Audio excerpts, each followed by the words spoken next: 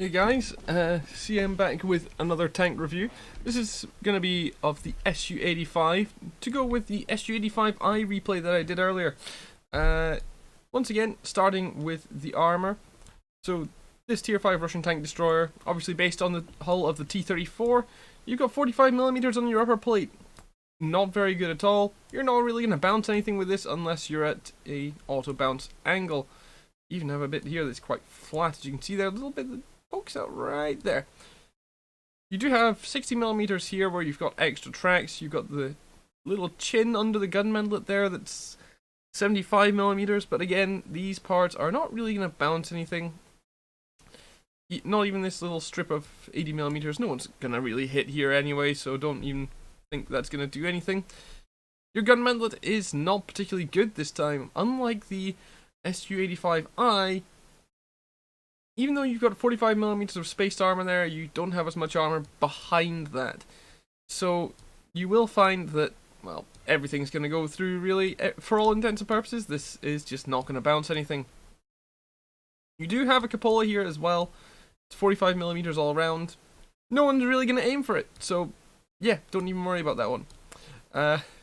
Your side armor is also 45mm all across the board. So at an angle that will bounce. So if you're at kind of maybe this angle, if you get lucky and someone hits your side, then they will bounce, because that does make it an auto bounce angle. But other than that, do not count on this to bounce anything, because it just won't.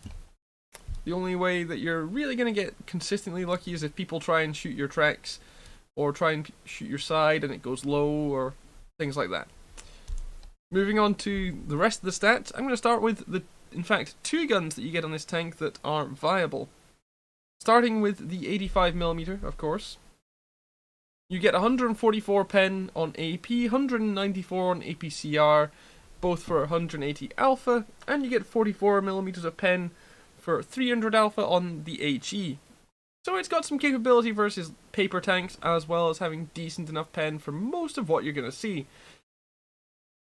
So unlike the SU-85I, this gun actually does have somewhat decent pen for a Tier 5 tank destroyer, and it does have that higher alpha, and even the HE is higher pen as well as higher alpha compared to the 85mm on the SU-85I. You do have a slower rate of fire on the SU-85I. You've got 10 rounds a minute, which is 6 second reload time. However, with your equipment and your crew skills as well as food, you will be able to get that down to about 4.5 seconds, which is not too bad at all for a Tier 5. But unlike the SU-85I, this gun is much more consistent in hitting its targets because it's got 0.34 base dispersion. Yeah, that's a bit of a far cry from the 0.42 base dispersion on the SU-85I.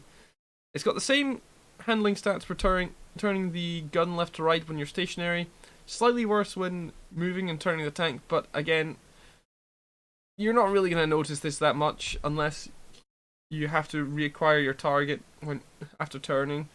But even then, it's not going to be that much of a difference because obviously you've got the far better base dispersion, as well as having the same aiming time of 2.3 seconds. You do also have far better shell velocity of 950 on AP versus the 800 on AP with the SU-85I, and also your APCR is quite a bit faster than the APCR on the SU-85I. SU-85I has 1000 meters a second on APCR. SU-85 has 1188. So far easier to hit your targets with this tank. Of course, the shells do cost more across the board there, but really you're not looking to make credits with either of these tanks, so bear that in mind. You do, however, carry only 38 shells with this tank, unlike the 58 that you carry with the SU-85I. However, with this tank you're not really going to be worried quite as much about that, because, well, you can actually hit your shots and more easily pen them with this tank than you can with the SU-85I. So Yeah, although the extra ammo capacity on the SU-85I is nice, it's not really a big deal because of how the gun performs. As far as mobility goes, this is actually a better tank. 55 kilometers an hour top speed. It's got the same reverse speed of 14, but you have 500 horsepower, which without equipment gives you 16.95 power to weight, and with equipment we'll drop that to about 16.5, maybe 16.3 power to weight, which is still not bad at all. It does turn a little slower than the SU-85I, however, that's not going to be making a huge difference for all your practical uses of this tank, which both of these tanks are of course meant for your medium to long range sniping. Your ground resistances on the whole are about the same. Well, I say about the same. They're slightly worse than the SU-85I, but not by such a huge amount that you'll really notice it. Moving on to the gun depression and elevation, it's slightly better actually than the SU-85I. Same gun elevation. It's got 6 degrees versus the 5 on the SU-85I for gun depression. And you have a slightly better gun traverse range. You've got 15 degrees to either side, whereas the SU-85I has only 10. Moving on, you've only got 350 health, so, well, to be fair, even then, the SU-85I has 380, so neither tank has a lot of health, so you cannot really take any punishment. This tank, however, unlike the SU-85I, does not get frontally damaged engine. It has a much healthier engine as well, so you're not going to really see the engine on this get damaged that often. Whereas the SU-85I, you will, and you will see it happen frontally. Whereas the SU-85, you will not see it happen frontally, because, of course, the transmission in the SU-85 is at the back, unlike the SU-85I, that tank being based on the Panzer III, having the transmission at the front. But moving on to the main weakness of the SU-85 now, and that is the view range of a diabolical 280 meters base view range. This, with your view range skills, your brothers in arms, your food, vents, and binoculars, will get you at most just over 400 meters. Yeah, you're not going to be spotting very much with this thing, unless you're already in a position where you've got plenty of bushes and you're going to see them coming first. So they have to be moving, and you have to already have concealment to really spot anything with this thing. So bear that in mind. So moving on to the replay now then. We're on to Janki, which is the new Polish map. It was introduced fairly recently. Full tier 5 matchmaking. 15 versus 15. And we're gonna just start off by going into one of these standard tank destroyer spots. Like, obviously, all these bushes that are along this ridge here, these are designed for tank destroyers to sit up here and shoot to the left or right. Or even at poor fools who are spotted on the opposite ridge, or even trying to cross the middle. So I'm just waiting until people start to move into position. I've also got this Skoda just in front and to my right, who I feel that if he gets spotted, well, he's going to be a nice little meat shield for me. So, yeah, I know it's a bit dummy of me to think like that, but hey, if he's going to do something dumb, well, I'm going to use him as cover in that case. Which is also dumb, but hey-oh. You gotta take the dumb and use the dumb to your advantage.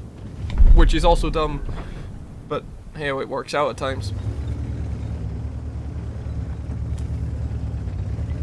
So, with both of these tanks, in fact, you do have to play fairly patient. Because, of course, you do need to wait until things start coming into, like avenues of fire where you can stay in concealment and just keep your gun firing. Looking for shots on the T-34 there, however, he's in just a bit too much cover for us to do anything about. We're just looking for people who try and cut round to the south of these large factories, or even just try and push through where that KV-1S is. So you'll see there what I'm doing is I'm trying to knock down these walls here so I get a nice outline of the vehicles that try and push forward. I'm wanting one of the KV-1s to do it. I'm expecting one of the KV-1s to do it. So I'm just waiting for them. So our other Skoda T24 dies there. He pokes and gets killed by our KV-1. So a little bit of friendly fire there. Not intentional, it seems like. I don't think the KV-1 was expecting the Skoda to push out when he clicked the fire button there. But hey-oh, accidents happen. So, looking for a shot on this KV-1S here, not finding it, and instead their Panzer IV-H pops forward, so we take the time to put a shot into him. Bit of a low roll, but you know, you take what you can get. T-67 tries to poke round there, so we take the time to take aim at him, pop one into the front there. And as you can see, even at these ranges, it's far more consistent than the SU-85I gun. Of course, you're going to get trolled by RNG every now and then, but which gun doesn't in this game, to be fair? So at the moment, we've only got the T-34 spotted to the south. He's in cover, so we're not going to be able to do much against him. So we're waiting for people to either try and push forward there, where the KV-1s were, or to try and go across the middle, or even to try and head towards the T-67s there you can see to the north. So the KV-1 pops up. We just take our time, drop a shot into him, and you can see there that the higher pen of this gun compared to the SU-85I, standing us in good stead and being able to pen both the KV-1 and KV-1S in the turrets without too much trouble. And I saw them pushing forward the wreckage of their Panzer IV-H, thinking, okay, that could be the KV-1. No, it was not. It was the T-34S, turns out, so my blind shot was not at the tank I thought it was. And we see the Leopard trying to cross the middle here. We know we're going to get spotted taking this shot, but I try and go for the tracking. Unfortunately, it goes a bit further up and to the right from where we aimed, but, you know, you got to take the damage when you can. And now we see that the T-67s there, they've lost a bit of health, so we're going to start aiming towards them fairly shortly. We're still keeping an eye out for this Leopard, however, so we don't want him being able to spot too consistently. We've also got this KV-1 here, who is still lurking behind that building. We do want to take him down as quickly as we can. We see we might have shots on the Leopard if they try and push, but at the same time, we see that there's a T-67 up to the north there, trying to spot our one. We don't quite get the shot there. Take a blind shot to see if it'll hit, but unfortunately, the T-67's gone too far around. And most of the other shots that we have become not particularly easy to hit. So I'm just waiting for him to pop up again, the enemy T-67. Their Skoda T-24 does push forward here, and does take down our T-67, but then he makes a mistake of popping up and showing his entire side to us, and we take off almost half of his health with a slight high roll. You will often find that this gun is... it will quite quickly take down your other tier 5s, because of course that 180 alpha, if it high rolls, can do quite often 200 plus damage, which you will find quite juicy against your same tier mediums and lights. So we're just going to move into these bushes here. We're looking to try and stop the onslaught from the tanks that are coming from the north. Because of course they've got the two Skoda T-24s, they've got the T-67s, and they've got the KV-1. So we're just looking to see if this ELC will spot for us, and he does. T-67 rushes forward, first shot goes high, second shot, fully aimed, RNG once again trolls us, sent it only into the tracks instead of the hull, but the third shot, right into his hull side, nice and easy. Scores are not looking particularly good at the moment though, 8-11. The enemy team have quite the advantage at the moment. We're looking to see if this Skoda will push around these buildings, but instead he tries to go for the IKV and just gets absolutely annihilated for it. Looking for a shot on this T-34 here as he comes around against the M7, but unfortunately we don't have a shot, so the M7 goes down. Now shots at the KV-1, we do need to get rid of him, and so we take the first shot. He disappears, but unfortunately for him, his lower plate was still showing as the enemy Skoda T-24 shows up. And he hits our side at an auto bounce angle. That's the kind of shot I was talking about, by the way. When you're angled and someone isn't aiming, your sides can bounce a shot. The ELC, meanwhile, being an absolute hero, takes down the T-34, loses a little bit of health for it, but he's surviving for now. And he even gets a shot on the move against the Skoda and finishes him off. We get a shot into the T-67, slightly pre-aimed. SU-85 is trying to rush us now. We take our time just chilling and get the first shot. He gets a lucky shot on the move into us. It's not the kind of shot this tank does very well, but he gets it. Skoda T-24, meanwhile, is up to our north. And this is where I'm going to speed it up because I'm expecting him at this point to be chasing me. Because he has a turret, I do not. He also has far more view range. In fact, that Skoda has 350 base view range, whereas this tank having only 280, it's a bit of a struggle to spot. So I'm at this point thinking, well, it's not the best thing to try and cap, because he will try and come after me. He's out for blood. So I'm explaining that in this to my team that this kind of match you do have to be kind of patient. So yeah. So I'm saying to them, look, be patient. This guy's going to get bored first. He's going to try and move into a weird position. But unfortunately, I fail to realize that the time has gone down below 2 minutes. So I decide, okay, I'm going to try and bait him by going into the cap circle. So then I think, okay, if he's going to try and go anywhere, he's going to go south or north. So I'm going to try and cut across the middle, try and catch him out. Unfortunately, even though I'm expecting a draw, we get spotted. There he is. And we're on 1 health. We only have 1 chance at this, and it's going to be a snapshot. It's a close range, sure, but we have to get very lucky to hit this. So naturally we do. And that secures our 7th kill of the match. And so that was our ace tanker. That match got me the 2nd mark. I have now 3 marked this tank, by the way. And also got us our high caliber and our top gun for our 2,500 damage, 7 kills, and 1,209 base XP. We did still make a profit. We fired all of our AP and a couple of APCR shells as well. The shell capacity of this tank definitely coming into play here. However, I was very happy with this. I think I played decently well for the sniper role for the most part, because really, this kind of match relies on your target priority and your patience for the most part, because really, you can't, with this tank, you can't really make any aggressive plays unless you've already got support and people that can spot for you, because of course that 280 meters base view range is going to hamper your efforts quite a lot in that regard. However, for how this tank is supposed to be played, which, like I say, is a medium to long range sniper, it does that role very well. It can reposition very quickly, and it can lay down the hurt when it needs to. And of course, if you don't want to be a sniper in the same way, you have a 122mm gun, which I forgot to mention earlier. This is a howitzer.